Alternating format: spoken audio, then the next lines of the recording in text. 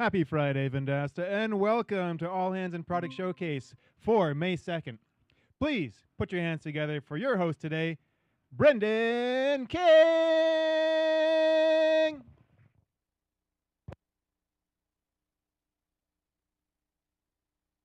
Hello? Hello? Is that there we are? It's working.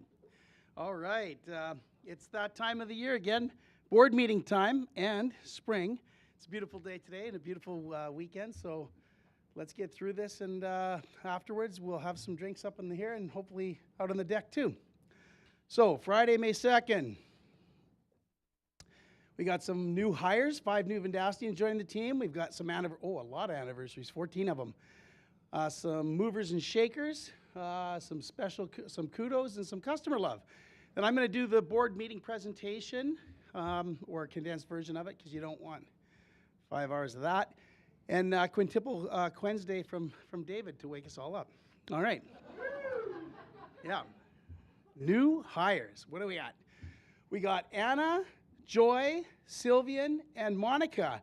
And look at that. The vocals and introductions are coming next week. So we got a BDR, a payroll benefits. I think, sitting over here, but not wait until the group for the singing. Okay. Yeah, a silver sales rep and a billing analyst. That's fantastic. All right. Okay. Well, we'll give you next week. You're going to get up there again, and you get your chance to, sing, tell your story. All right, anniversary. So 1 year. Robin, it doesn't seem like 1 year. It seems like I guess it's like, yeah. And Muthakar.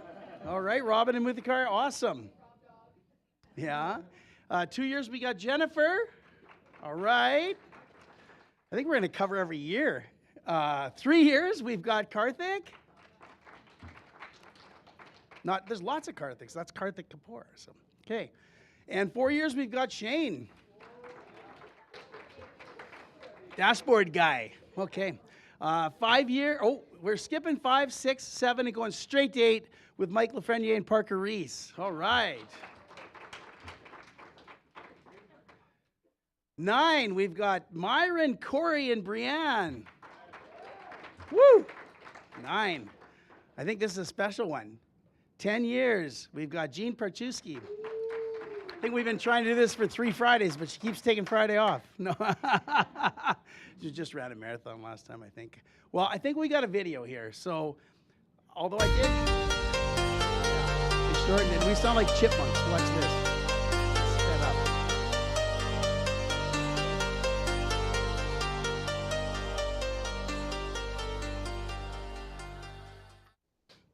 Well, I was thinking about this. I don't know, what can I tell you about Jean? After 10 years, I got a lot of secrets to tell. But for those of you that know Jean, she loves gambling. She loves the UFC. But she also loves family and peonies, apparently. I've been to a lot of places with Jean. I've been to Boston. I've been to Vegas, Orlando, Toronto, Vancouver, San Diego, Waskesiu, Candle Lake, Pike Lake. And one thing about Jean is she loves to be in pictures. And she likes to be like really up front, especially in selfie pictures, the kind that gives you the big pipes. No, I know Jean doesn't like to be in the front of those pictures. Jean at Vendasta, she's the keeper of the flame. She's honest, she's hardworking. She really likes doing the hard things. She cares. In fact, I remember one time it was late, maybe at 6 o'clock on a Thursday or something, and I went to her office and she almost had tears in her eyes, and I was like, what's wrong? And she was like, I think we're still using Slack, and she was like, I can't answer all these Slacks. And she cares so much about helping people at Vendasta that she wanted to answer each and every one. So thank God for Pepper. But Jean, she's someone I depend on, always tells me the uncomfortable truth when I need it. She'll tell people the truth that need to hear, but probably don't want to hear. I know that that's true. And she's a fantastic friend and coworker. And I'm so lucky to have had her here these last 10 years. And I hope I get another 10 more. Thank you, Jean. Hey, happy 10-year anniversary, Jean. Now, Vendasta, you might not know this, but Jean is actually one of Vendasta's first AI employees. All right, so here we have Jean here. Let's go into her configuration settings and down into some of the identity controls. This is where we put in all kinds of things that keep her busy from day to day. And so today, Jean, it's your lucky day because I am going to add in some extra instructions giving you full permission to enjoy your 10-year anniversary to the fullest and to party this weekend to celebrate. And so enter and you should be receiving that update any moment now. Enjoy it. Enjoy your 10-year anniversary. Can't wait to solve all the best problems with you over the next 10 years. Much love. To mark your 10-year anniversary, I've whipped up a poem using 10 words that rhyme with Jean. Here it goes. Jean, our people ops queen. You're always calm and almost never mean. You're as bright as your peonies in the Vendasta green. You're perfect for HR with a conscience so clean. And you run a tight ship with a team that is lean. You have the bestest costumes every Halloween and prefer a glass of white wine over a cup of caffeine. Your approach to problems is focused and keen, and there's no other exec with whom I'd rather quarantine. Please don't leave us and burn this place down with gasoline. Jean, the queen, it's been 10 years. Not only I'm so happy that it's been 10 years for you at Vendasta, but I'm also celebrating knowing you for 10 years. You are a great friend, a great leader, and I can always count on you. Wow, 10 years. That's a full decade of keeping this place in check, managing crises, big and small, and making sure people operations actually operates. But throughout it all, I've seen you do it with humor, with grace, and just enough side eye to keep us in check. Congratulations, Jean. Hopefully, we're able to make the next 10 years less stressful, just hopefully. Jean, happy 10 years. Coming at you from my Car Academy Award style. I don't have a lot of time, but if you've taught me anything, it's that there's nothing you can't do with 30 seconds of insane courage. Oh wait, no, that was in We Bought a Zoo, but you did teach me to work within timelines and deadlines. You've taught me a few key lessons. Number one, get shit done. Like jump in with 2 feet, even if you don't know what you're doing, figure out someone who can help you. Number two, have fun. Like life's short and we work hard, and make sure you take time to celebrate and recognize people and the things that we do. And lastly, don't ever forget to take a chance on people. I think sometimes, it takes one leader to take a chance on you. And I would say, you've been that leader for me. 10 years, cheers to you. Excited to see what we can accomplish over the next 10. Jean is one of my favorite people at Vendasta and just in general. Not only is Jean incredibly intelligent, but she's perceptive and genuine and kind and hilarious. Whenever I'm unsure of a situation, no matter what the problem's about, Jean's the first person I go to. And I know she likes when people just drop by her office unannounced and not booked in the calendar, so I make sure to pop right in. Jean has a unique way of seeing things and always brings me a new perspective. I always leave her office with a solution that feels intuitive, and I'm usually inspired and often laughing. She's taught me so much, including how to use ChatGPT as my therapist. Jean inspires me to live more fully. She has this rich zest for life and a casual disregard for the non-important things that I wholly admire. Jean, thanks for making it so fun to come to work every day. Cheers to 10 years. Vendasta really wouldn't be the same without you. Hi Jean, congrats on your 10-year anniversary. What a huge milestone. It's been such a pleasure getting to work with you and learn from you, and I'm very excited to continue on that journey. Thank you for everything that you do for our team and for the company. Congrats! Hi Jean, featuring Capone. Happy 10-year anniversary. Congratulations. This is such an amazing milestone. Thank you so much for being our compass, our sounding board, the calm to our chaos. We couldn't do what we do without you, and we appreciate you so much. I'm so excited to see you in 2 weeks. Hi Jean, congratulations on your 10-year anniversary. Thank you for being a calming influence for the last couple of years whenever I come to you frustrated with so many different things. I don't know if we say this enough, but we really appreciate you and appreciate everything you do for Vendasta. Thank you. Hi Jean, happy 10 years. We can't believe you've already been with Vendasta for 10 years. We're both so grateful to get to work with you and learn something new from you every single day.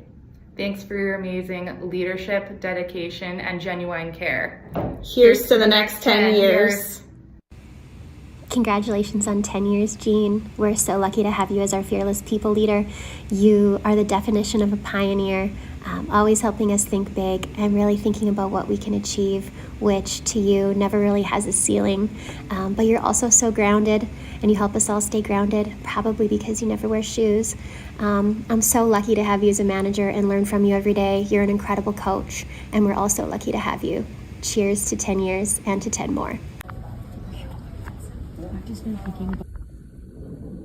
Hey Gene, congratulations on 10 years. That is a super achievement. In my 2 years with Vendasta, I have spent more time in HR's offices than I think I ever have in my previous 30 years. So I'm not quite sure what that says. I've enjoyed every minute working with you. You're fantastic to work with and really put the business first, and always are very level-headed in all the situations that we've dealt with. So it's been a pleasure working with you. Look forward to working with you for years to come. And congratulations again. Just a great accomplishment.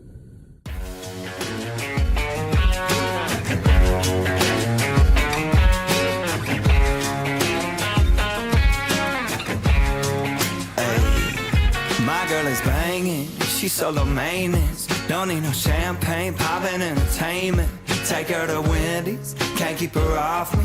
She wanna dip me like them fries in her Frosty. But every now and then when I get paid, I gotta spoil my baby with an upgrade. Hey, hey, hey. Yeah, we fancy like Applebee's on a date night.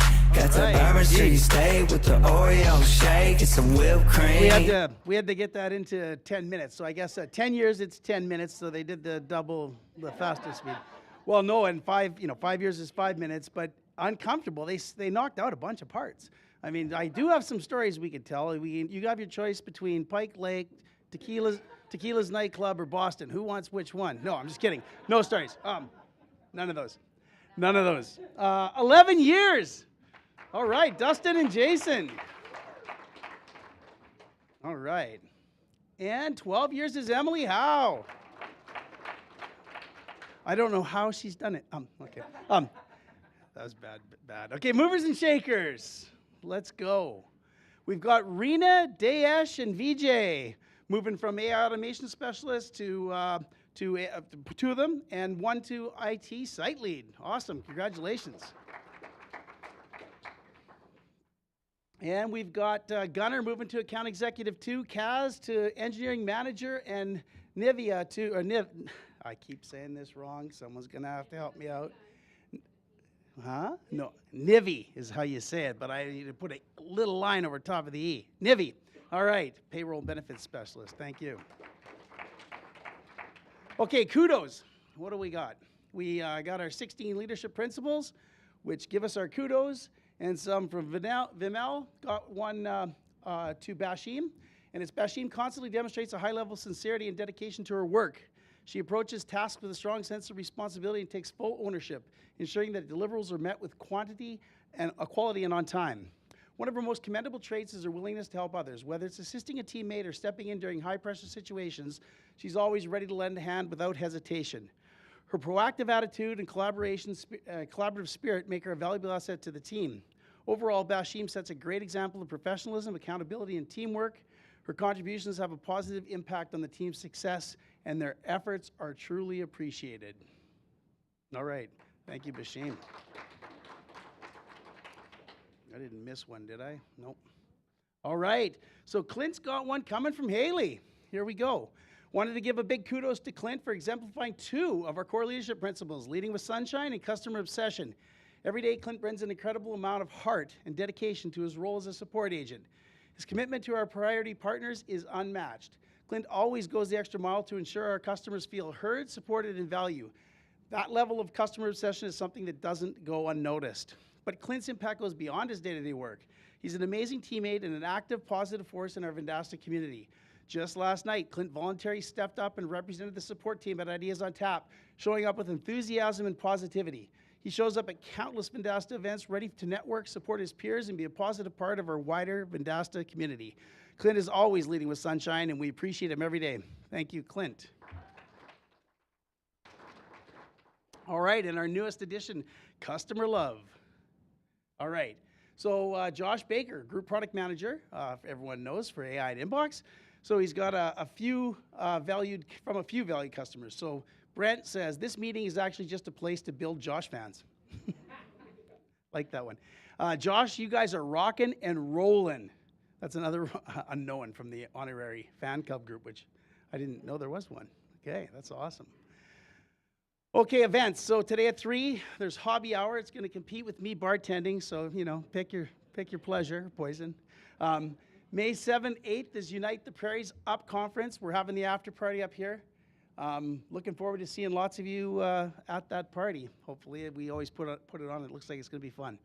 May 19th is Victoria Day. That's a stat. May 26th, Memorial Day. And the 30th is our own patio opener with the Hot Ones Challenge, which nobody knows what that is yet still, but we'll figure it out. Yeah. All right. Learning and development opportunities. So we have some training events coming up for the next week. We've got May 6th, Tooltip Tuesday. Tooltip Tuesday, what can you say? May 7th is Workflow Wednesday, and May 7th, also, just a little later, is the Partner Center CRM walkthrough. So looking forward to seeing anyone at those. Okay, Vox Populi, we have 2 of them. I'm going to go through them, and these are really good questions. The first one is from Katie, Vox Populi leader of the world. And no, just kidding. They were good questions, Katie. The CRM has created one place to check all communications with a partner. Yes, it has. And I'm able to see what their salesperson has been saying, what their support tickets look like, what their inbox messages are, who they have meetings booked with. This has saved multiple teams a ton of time. But we're still experiencing a big gap. Without marketing services communications also visible in the CRM, we're stuck asking for updates in the MS support channel, which also creates delays and toils on their side. With task manager notes limited on projects, we cannot rely on these either. Are there plans to somehow integrate the marketing services tickets, I'm not even going to say that word, in the VMF CRM as well? We know it's a separate instance of Zendesk from our support team, so we're not sure what this would look like, but it would be appreciated. Absolutely. So, you know, you're going to notice a big theme. So some of you everyone got a memo, some of you read it, about AI. And in order for that to work, you know, we need all the data, and we need that data available, you know, just like you, Katie. AI is just like a person, and it needs that data to be able to do these jobs. And so by having data locked up in silos, we're just hurting ourselves. You're 100% right here. We're going to work really hard to change that over the next while, and you can listen to some of the things we're talking about in our strategies to make that happen. The next one from Janessa. As per Brendan King's memo, today investors and customer reward AI leadership as noted. Companies leading in AI have seen nearly 80% gains in market value since the late 2022, far outpacing the broader tech indices. With our move to profitability alongside our AI advancements, roadmap, and strategic plans, this language seems to align with the potential raise or maybe even an IPO. Are we looking to shift our AI to fast track some of those plans, or is this just still part of the 3 to 5 year strategic vision? Well, luckily, all of those things align. So, you know, we want to have the best enterprise value we can. Everyone at Vendasta is a shareholder, and we want to drive the value of our shares. Now, we were early to the AI game, and you know, when the first memo came in December of 2022, and at that time, people didn't know, and was AI just another thing? Was it a fad? Would it go away? I think it's pretty accepted now that that's not what's going to happen. The whole world's changing. This is probably the biggest, this is bigger than electricity, and in terms of change for people and humanity. And, you know, at the board meeting, and why, you know, I've been writing that memo for a while, finally got it out. One of the catalysts of that was I get a CIBC valuation report, and I get it every quarter, and, you know, and then every month they give you a little update. And the last one had a whole second, there was 36 pages, and 16 of them were an AI indice update. There's two, like it used to be that people were, in our space, were like in a SaaS company. And then there's different verticals, you know, B2B SaaS or consumer SaaS and all these things. Now there's an AI indice. And there's some companies that are in it, like Salesforce and HubSpot and Vendasta. That's where we want to be. The returns are just better, but it's not about that. It's about being around and actually winning. So those are the things that keep me up, and that's, you know, why I wrote the memo. And yeah, Janessa, you know, we obviously at some point, we've been around for 15 years. The way that we're starting to reaccelerate our growth and the way that we're embracing AI, it could be a good, in a couple of years, we could have an IPO. We never would take that off. It's always as everyone who knows me, I like to say we keep our optionality open. So we want to have all the options. But number one, we want to be the best company we can be, and we want to help small businesses, survive by helping them to, use technology in an easy, accessible, and affordable way, democratize that technology for local businesses, and this is the best way. So that's what it's about, but giving those good things to small businesses will give us good things, and that's why we're doing it. All right, so the quarterly board meeting. We have 4 board meetings a year. They happen every quarter. This was the Q2 board meeting. We review Q1 and we go through Q2. And then we look at our strategic initiatives, and then we pick a couple of things. And so the things we picked this meeting to look at were pipeline review, how do we use our pipelines to predict the future, and churn. We're looking at churn. What's going on and where could we actually, really accelerate our company? Because like any SaaS business, if we could reduce churn, we'd be in the clear. Every business is like that. And, we do have, in some ways, some fairly high churn because some partners just don't start. The ones that do stick around for a really long time, okay? So that's what we're going to do. And then we went into the people and compensation report because there's a lot of things we need to do with people to embrace this new reality. Then we do governance and other business and in-camera. So the first part of the thing is an in-camera. This in-camera, we talk about what happened in Q2 or Q1, what's going to happen in Q2, and then about things in the business that keep me up at night. Obviously, a lot of talk was around the AI transformation that we're undergoing, and so we had a lot to talk about there. And then there's a CEO update here that I always go over in the board meeting. There's some links and things, but the general thing is I tell the story about what happened in Q1. And in Q1, we started slow, but we finished really strong in March. So we did miss revenue a bit. So we missed revenue in the quarter, but because of the slow start and a slower February, but we had a fantastic March. So we exited with a really good trajectory to actually grow the company. But better than that, our gross margins actually improved. That's the money that you can spend. That's the money you actually make before your expenses and payroll and everything else. And our EBITDA, the money you make after that, we beat it. So we made money in the quarter. It's a positive quarter. It's super exciting. We had free cash flow, so you can still make money and have less money in your bank if your accounts receivable goes up or if you buy a bunch of assets or things. But we didn't. We had really good free cash flow, and we grew that way better than we thought. So we had a lot of wins on that side. That's on the financial side. On the business side, we've got a business growing within a business. In the last 15 months, our AI employees have grown basically a $3.2 million run rate business inside of our business. And it's growing really strongly. And the way we measure that is number one with paying SMBs. We actually missed a little on paying SMBs, but we exceeded our AI employees sold by far. We exceeded the ones deployed, which is even more important than sold in my books. They're the ones that are helping customers, and we blew away the number of leads we generated for our partners' SMBs, and that's the ultimate measure of value. And so we killed it on those things. Now, those are leading indicators, and they take a while to come through on revenue, but if we keep that up, we're going to be in really good shape. From a strategic side, we have 8 different initiatives. You saw them last board deck that I did for you guys. There was 8 initiatives. You'll see them again. But we were green on 6 of them, and 2 of them were getting there. And then so we're pretty excited about that. On the people front, we hired John Vars. I hope you all got to meet him when he was here. He's probably on a plane right now, but we're super excited about John. And we're still looking for a CRO, as some of you know, but we're starting that search over with a different recruiter. The one we had is going out of business, actually. It was a new thing we tried. All right. So that, hey, look, they came with high recommendations, but sometimes that happens, right? Start over. So Q1, I just sort of gave you the story, but you can see here, I just want to show you the metrics.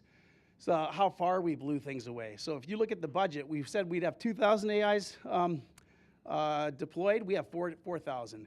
We didn't actually predict or forecast, rather, how many we'd sell, but we've sold 7,100. We've got 4,500 deployed. We've captured 144,000 leads, and we're doing well on our gross margin to compensation ratio. So let's keep those things up. In Q2,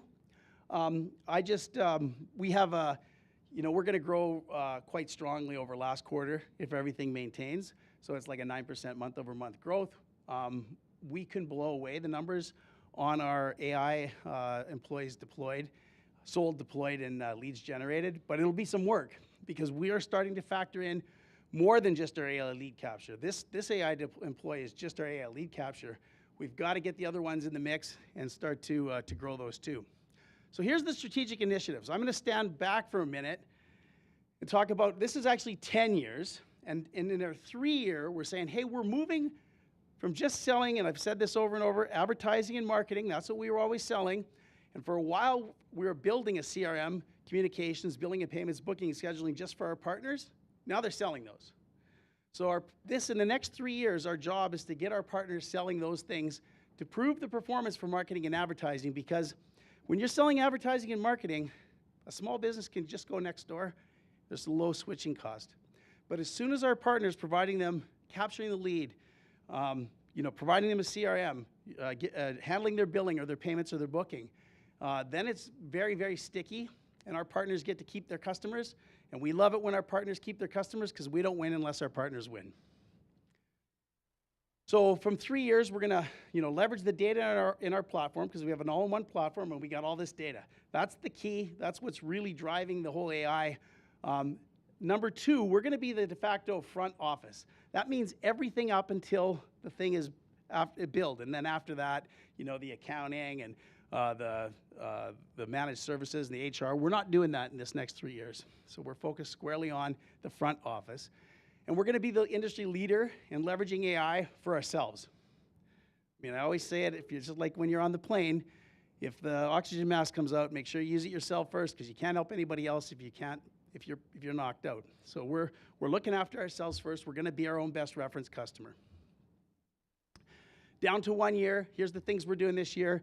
You guys all know these. We're building the infrastructure, we're automating the customer journey, and we're leveraging AI in a number of ways. And so we've got those ways, and we measure that all with our North Stars, total AI lead employees deployed, how many leads we capture, and that gross margin dollar per payroll, led by the North Star metric of paying SMBs.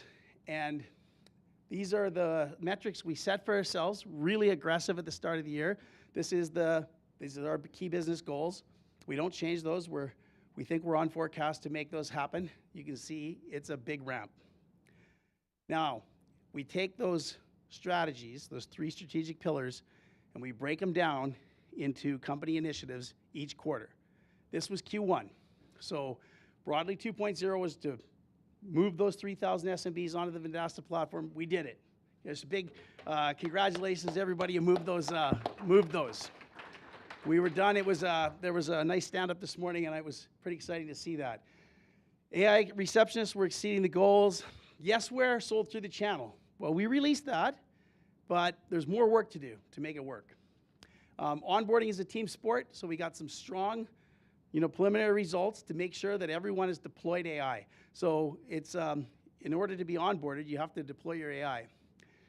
Then we have Yext, and we're going to migrate. So we had that deal with Yext, which most of you hopefully know about, and that's on track. Buy local was the partner takeovers on track. SOC 2 compliance, we did what we said there, and AI support, we're moving along, a little bit behind there. So these were the 8 items, and we're 95% to goal in the paying SMBs, like I said, but we're exceeding the goal dramatically on the others this quarter. So what's going to happen in quarter 2? Well, we moved some of the items out, like Yext is no longer a company initiative, it's now a sales initiative. That's because all the work that the cross-functional teams had to do is done, and so sales can do that on their own now, hopefully, and we moved it into sales. No, I'm sure they can. And so we've changed and we've broadened the scope of a number of these. So Broadly 2.0, we're talking about migrating 100% of Neighborly from the Broadly 1.0 platform to the Broadly 2.0 platform by the end of the quarter. So we don't need Neighborly on the 1.0. And we want to get the rest of them off there too by the end of the year. So we're going to establish the timelines and get the upsells going. And actually, let me just go through, because I think I got a slide for each one of these, don't I, Brian? So I'm going to go through each one real quick. So what I wanted you to notice is that the Lattice goals are here. So we're really using Lattice now. These goals are, it's really important that we understand that we've got a culture of accountability. If we're going to set a goal, we're going to make it happen. And so you will be able to go, any of you, into Lattice and see these 8 things reflected. So all 8 of these are reflected in Lattice. The second one was the AI workforce. So we're going to get the monetization and normalized credits launched. What's important to know about that is there's 3 different ways to price AI. One way is just by usage. Another way is by a subscription. And the third way is by outcome. Like, oh, you handle a call for me, that's $20. So what we're choosing to do is a bit of a hybrid. We're going to have a subscription so that we can make software margins on a set of functionality with a set of credits.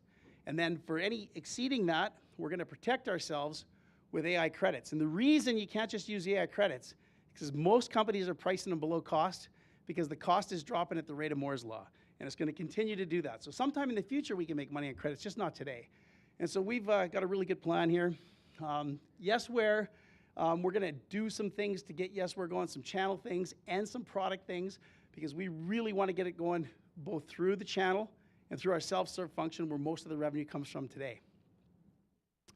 Onboarding and adoption. You're going to see from our churn study that the most important thing that we can do is to help our partners deploy AI lead capture for themselves and to get leads for their small businesses.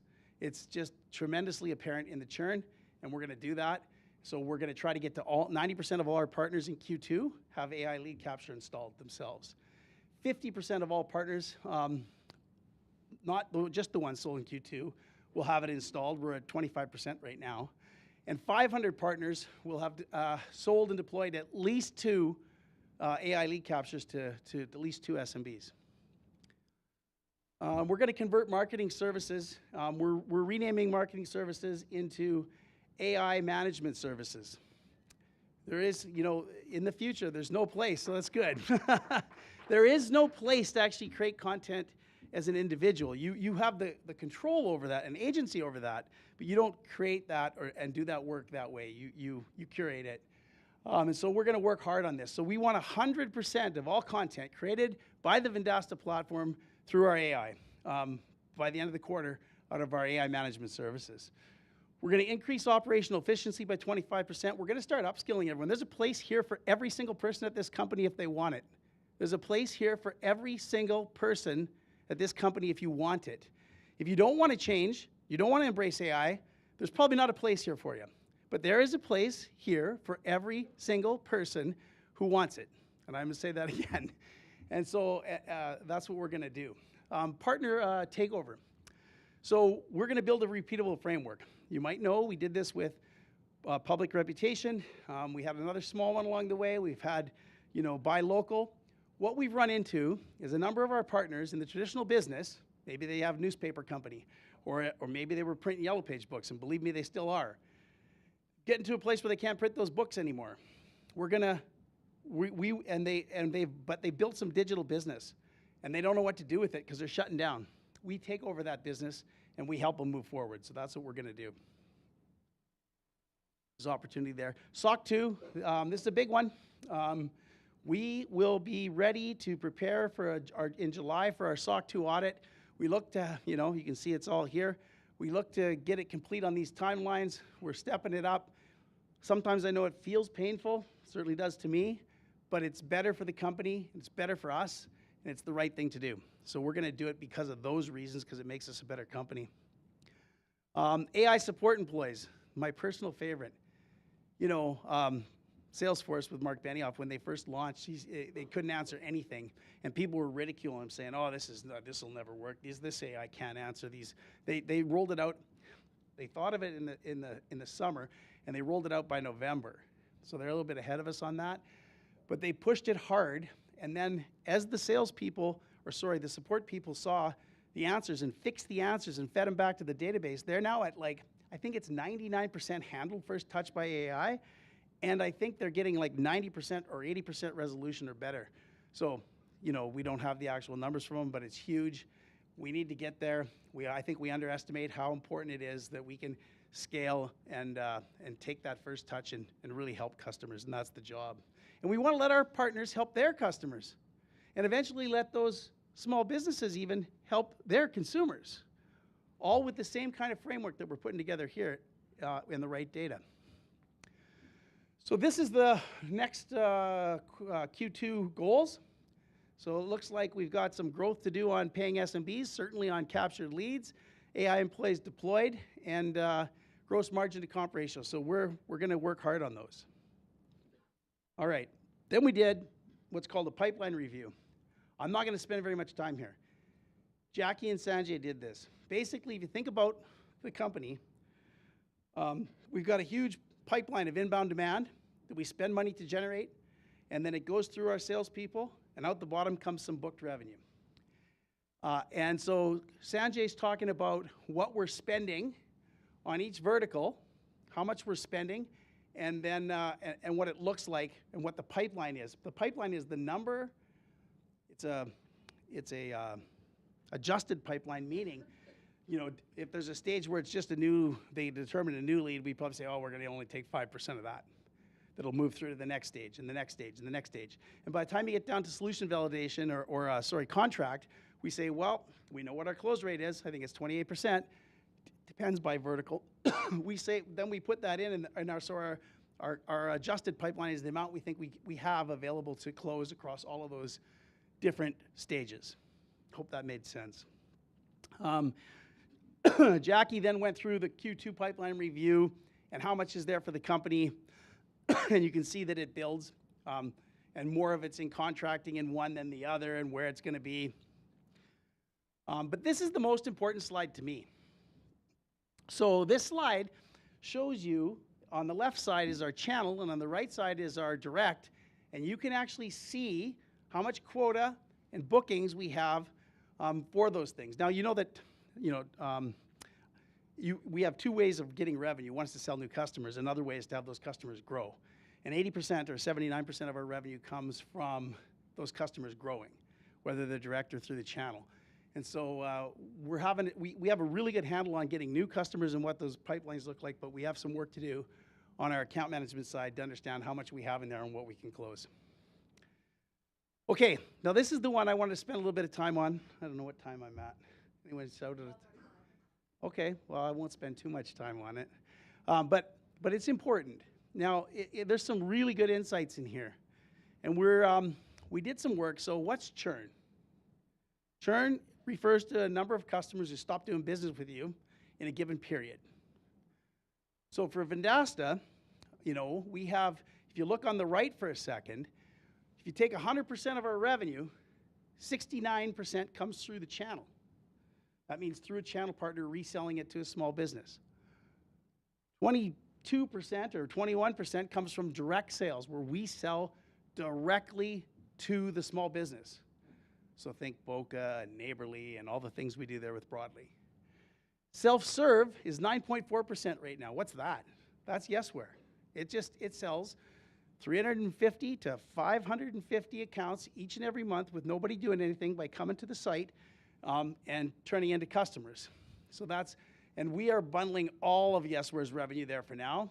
Some of that revenue will start to show up in channel when it's being sold. Some will show up in direct, if you're talking about the Bank of Montreal's and those things. And so most of it today is through self-serve, but it'll start to move across. Okay, on the channel side, this is where it's really hard to understand our unit economics. Unit economics mean how much dollars does it cost you to get a customer, and how much over the lifetime of that customer will they give you back. So if you spend $100 on a customer, the ideal amount to get back is at least $300. So 3 to 1 for LTV to CAC for those people that are listening to that kind of stuff. There's also the idea of CAC payback. Like, how soon, if I spend $100, how soon will I get that $100 back? In places like Boca and Broadly, we might get that back in 3 months. Then you don't have to worry as much about CAC payback and churn, but you still have to worry about it. One's a risk variable, one's a money-making variable. Risk, can I get the money back I spent? The other one, will I, over the lifetime of the customer, be profitable? Okay, so when we look at the 69% of the revenue, it breaks down, that 70% breaks down into two parts. 17% comes from them paying a subscription, $99 starter, $4.99 professional, $9.99 premium, or whatever it might be, custom $2,500. That revenue adds up to 17% of our revenue, and fully 83% of that revenue comes from our partners selling stuff and making money. Okay? Now the thesis we have, we're going to focus on that 70% of the revenue. And we wanted to look at it, and we didn't have yet all the data we needed. But we do know that if we get the partner, we have a chance to get their SMBs. If we lose the partner, we lose all their SMBs. So we said, oh, we're going to look just at partnered characteristics to start with. And the one thing that we could look at, if we take all the partners, I think, this last quarter, maybe we signed up, by quarter, I think maybe we signed up, 700 or 800 partners in Q1. By Q2, at the end of Q2, there might only be 500 of those partners left, but they'll have 125% of the revenue that all the other ones had. So we see our revenue, and you're going to see this in a minute. Even though we lose logos, we can still grow revenue because the ones that adopt strongly. So we started to look across all time. The way that we did this, wasn't able to get all the data. We can now, but I went back to 2019. We said, look at all the quarterly cohorts across these last 6 years. And then we went out about 6 quarters, which is like a year and a half. And the reason we did that is because that's how long we've been selling AI. So I don't want to go any longer than that. And we said, looking at those partners, which ones of them have sold AI and which ones hasn't? So it turns out about our 1,900 paying partners, about 430 of them, I'm close to these numbers, you'll see them next screen, are selling AI. Now they get to turn that on their own, but we said, what would the differences look like if they sold AI or not? So here's the first thing we noticed. So you can see that so this cohort here doesn't have AI, and this cohort does. So you can see that we start to lose partners right away. In fact, we lose 120% of all of our churn. Sorry, we lose 50% of our churn over all time comes in the first 120 days. That's what I'm trying to say. So in 120 days, we lose half of every partner we're going to lose. In the first 120, we can't have an onboarding time that takes 3 months. It needs to take 48 hours. So what we can see here is that here's what they look like. So the non-AR cohorts lose 32% of the partners the first quarter. AI only loses 14. And early churn is the most expensive churn you have because you've already spent the money to get the partner. So cutting it in half is a massive deal. And that gap widens. So by 18 months out, we've lost 40% fewer partners when they turn AI on. Now, I could take you to, and probably I should, I want to just, because some people here that I think in the audience, I have, go back. I just want to look at the disclaimer on the data, especially for anyone who knows what they're talking about. So first off, 421 of 1,873 partners chose to use AI. Now we're looking at those two cohorts differently. And it's possible that they were better funded, or maybe they're all MSPs versus newspapers or something. So there's a self-selection bias. It's also, we have a pretty short window. We've only been selling AI for 15 months. Some of those cohorts are smaller than others. Now, most of the AI cohorts joined recently, so we don't have a lot of time to look at them. And the sample size is fairly small, but it's still big enough. And then what we have is these uncontrolled co-founders. That's where I was saying, like, hey, maybe the newspapers are worse than the MSPs are worse than this. But we looked at those things, and we determined that there wasn't a significant mix of that. And from a self-selection criteria, it didn't seem that that was the case. So I'm going to go back. Wow, you get to see the whole presentation a million times. I'm going to go back to this chart, and I'm going to show you that's the difference then between these, but I want you to understand the difference in the data. So there's lots of reasons it might not be right, and we have a lot of things to do to make sure it's right, but generally and directionally, it's 100% right. So also we've noticed that the higher LTV is, the longer the lifetime value, the stickier the revenue, and the non-AI group isn't that sticky. By 6 quarters out, it's only at 38% of the logos left. So that sounds terrible, except for let's look at how many dollars they have. On this chart, anything in the green means they had more revenue than when they started, that cohort. So even if they had 500 and at the end they only have 100, but they're still higher, that means those 100 paid you more than all 500 did together. And that's because our partners grow with that second order. So what you can see is that our AI cohorts have about, they just 1.5 times more revenue by the second quarter versus, so it's 2.1 versus 1.5 and 2.4 versus 1.6. So these guys still do grow for the first 2 quarters, the non-AI ones, but they stop growing after that because the churn of the logos outruns the amount that the remaining guys sell. So this cohort is super healthy. This one's not it's not too much different than normal SaaS, but not great. We want to grow. So what's the strategic implication? I'm not going to take you through every little bit of it, but ensuring that every channel partner deploys AI is the single highest ROI lever we have. It cuts gross churn by 20 points and keeps net retention above 120% for that cohort, above 120% for 6 quarters. So that's what we got to do. So we need to find ways everywhere in the company, and that onboarding is a team sport, but we just got to deploy the AI. And my personal belief is we have to find a way to do it in 48 hours. So has anyone ever watched the first 48? Same principle? No? Nobody's seen that? Bad analogy. But that's this, if you ever seen it. But that's what we have to do. So I'm going to now then step into people and comp. And there's a couple things. We did hire John. Thanks, everyone. Gene's going, don't go into this one. I was like, yeah, we are. It's, yeah. And here in 2025, it's going to really reshape how we feel about AI. That's why it was so important to send that thing out. So like I think every job by the end of this year will be fundamentally changed. Many of you already have, whether you know it or not, and I think the folks building AI know that. Some jobs will disappear. Now, this doesn't mean this year. This is over time. But new jobs are going to be created. And I'll say that again, that everybody here who wants to be has a job and is probably of a higher value job, and you get to learn some new things and stick around. So everybody here has an opportunity to do that. Also AI, and this is, you see it all over the place. I think at least I got my memo up before Aaron Levy from Box did, because he then said this thing, which I can't have copied because he came out after. He said that the A player that doesn't embrace AI will become a B player at best. And B players who are curiously motivated and embrace AI will become our new A players. He said it in a different way, but that's the truth, and that's what the world is saying. And so we go through, Jean's got a strategy.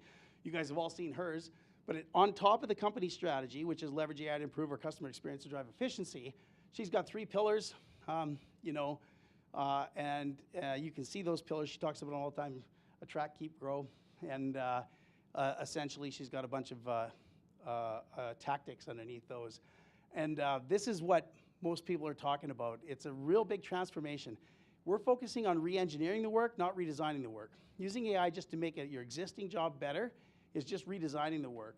And re-engineering the work means that you're actually partnering with AI to manage AI and do things differently. And that's where we're going to focus on. Then we've got some next steps about how we do that, which is super exciting because everyone's going to have the chance to upskill.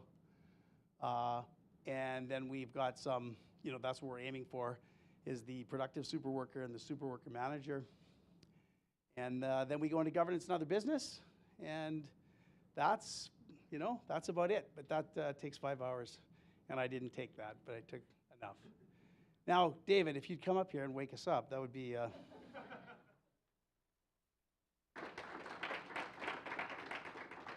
Whoop. Whoa! Ruined it for you. No worries. Hello, everybody. Hi. Cool. When BK said he's going to ruin it for me, part of that is maybe he could, because like last time I spoke to y'all, I have no idea what is coming up on these slides. Huge thanks to Kaz, Anissa, maybe others, who knows? We'll find out together. With this, our social committee update. I am Inside Voice, F. David Schultz. Last time I started Inside and then gradually moved to Outside Voice, so there will be reminders. These are doctor's orders, all right? So let's all go mod tidy together.